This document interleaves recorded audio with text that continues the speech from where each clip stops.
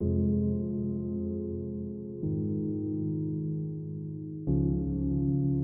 tak nak hubungan kita mengganggu pelajaran I. Apa maksud you ni? I nak putuskan hubungan kita.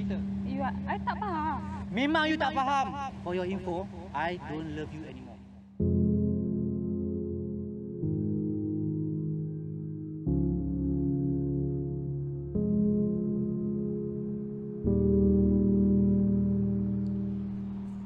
Aduh.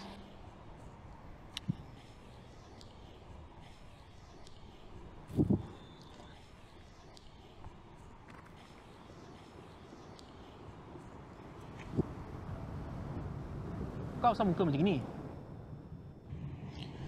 Kau tahu tak? Aku datang sini sebab aku kenalkan Ira. Kau masih ingatkan dia? Aku rindukan dia.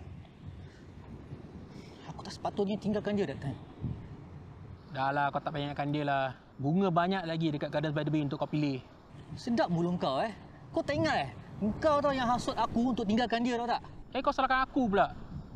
Sebab aku yang tolong kau untuk kau capaikan impian kau time tu. Ah!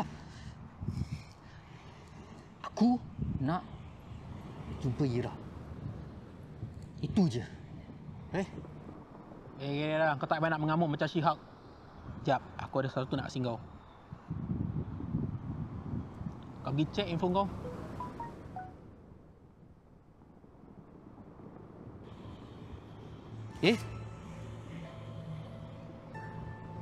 Mana kau dapat nombor dia? Dah, kau tak payah tanya aku.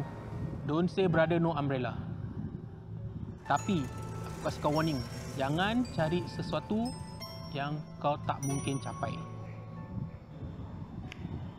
Okey dah, aku nak kena gerak dulu. Kucing aku nak beranak. Kalau oren, keluar 4 ekor. Selamat.